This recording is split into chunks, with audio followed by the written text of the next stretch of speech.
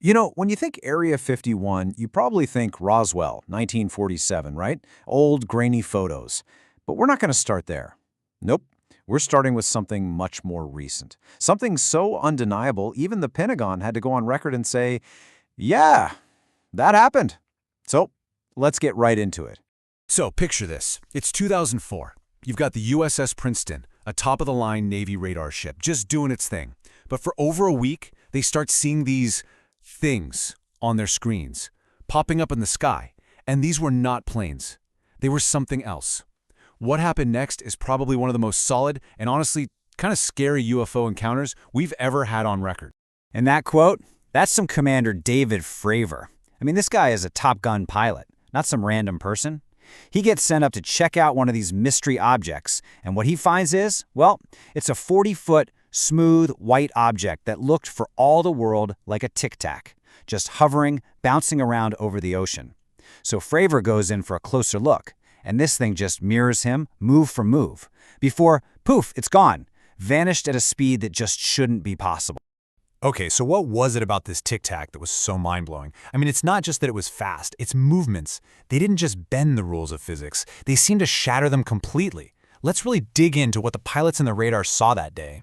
First off, the radar on the Princeton was picking these things up way, way up there, at 80,000 feet. We're talking the edge of space. Your average passenger jet is cruising along at what, 30,000 feet? So this is more than double that. But look, where they started is one thing. It's what they did next that's just wild. Yeah, they dropped from 80,000 feet all the way down to sea level in, get this, less than 1 second. Just think about that. The G-forces alone from a drop like that would turn any known aircraft and any pilot inside into a pancake. It wasn't just fast, it was, by our understanding of physics, completely and totally impossible. So after this happens, what do we hear from the government? Crickets. For years. But then, in 2017, the story breaks. Turns out, there was a secret program at the Pentagon the whole time. It was called AATIP, and they've been studying these things for a decade. And they even came up with a kind of checklist for what makes these UAPs, or unidentified aerial phenomena, so different. And this checklist, they call it the 5 Observables, basically reads like science fiction. You've got anti-gravity lift, meaning no visible means of propulsion, no wings, no jets, just hovering. Then, sudden instantaneous acceleration, going from a dead stop to insane speeds in a blink. They can hit hypersonic velocities without a sonic boom or a heat trail, which makes no sense. They have low observability, so they're basically stealthy, and the kicker? Transmedium travel. They can zip through the air, dive straight into the ocean, and maybe even go into space without even slowing down. So look, at this point, whether these things are real isn't really the question anymore. The Pentagon themselves released the videos and said, yep, they're authentic. The real question, the big one is, what are they and where are they from? To even begin to answer that, you have to listen to the whistleblowers, the people who say they know the secret. And when you talk about whistleblowers, 2 names always come up. The first is Bob Lazar. Way back in 1989, he went public with this wild story about working at a site called S4, right next to Area 51.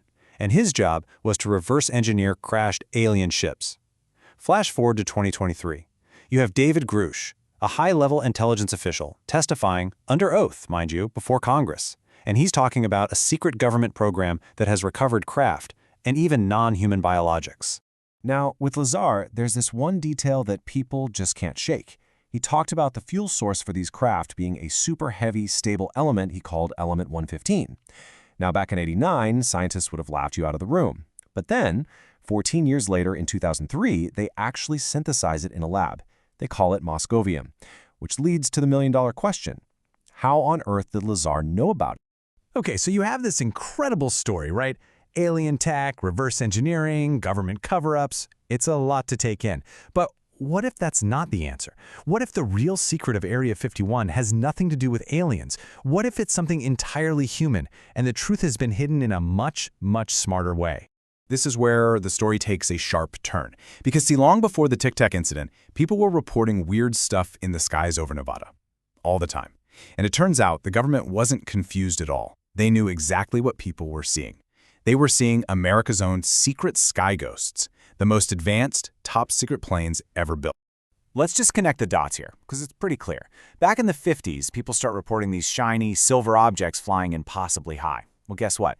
That was the U-2 spy plane, with its silver paint job flying at 70,000 feet.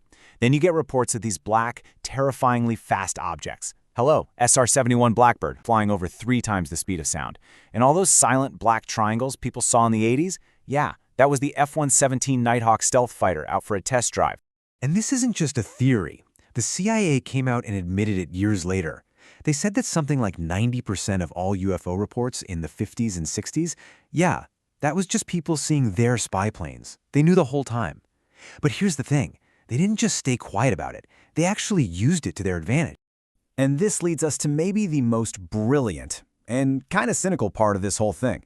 The theory that the aliens at Area 51 story wasn't an accident. It wasn't a misunderstanding. It was a strategy. A deliberately created smokescreen. Think about it. The strategy is almost perfect. Step 1. You take your brand new top-secret stealth jet out for a spin. Step 2. Somebody on the ground sees it, some weird, silent shape they can't possibly identify, the UFO rumors start. Step 3. Instead of shutting it down, you do nothing. You just let the alien stories bubble up. Maybe you even help them along a little. Step 4. Your real, game-changing military tech stays completely secret, hidden right out in the open. It was the perfect cover, the perfect misdirection. The alien rumor was, as they say, a fantastic smokescreen for what was really going on. So while everyone is arguing about flying saucers and little green men, what's happening back at the base? The real work. The development of next-generation weapons happening without any public scrutiny at all. The real, tangible secret was perfectly protected by an unbelievable fantasy. Okay, but the Cold War is over, right? A lot of those planes, like the U-2 and the Blackbird, are in museums now. So does that mean Area 51 shut down? Not a chance. Its mission just changed. It's evolved from controlling the skies to controlling the next battlefield, space. These days, Area 51 is thought to be a major hub for the U.S. Space Force, and they're not building old-school planes anymore. We're talking about stuff like the X-37B, that mysterious robotic spaceplane that can just hang out in orbit for years doing who knows what. We're talking directed energy weapons, actual lasers that could take out a satellite. And this brings us right back to where we started. We're probably talking about the next generation of advanced drones. Drones that can do it all. So let's go back to that Tic Tac from 2004. What if it wasn't from another world? What if it was ours? The ultimate secret sky ghost, a transmedium drone that can fly through air and water. And here's the really wild thought. What if the Navy was testing its brand new toy against its own best pilots, using them as the ultimate benchmark without them even knowing it to see just how good this new tech really was? So when you try to pin down what Area 51 is really about, you realize it's not one single thing. It's this messy, complicated mix.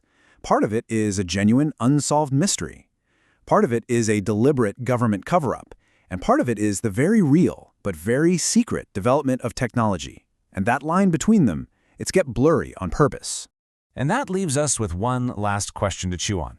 For so long, we've been looking at Area 51 and asking about its past, about what might have crashed there decades ago. But maybe we've been asking the wrong question all along. Maybe the biggest secret of Area 51 isn't about visitors from another world, but about the weapons being built there today for the wars of our future.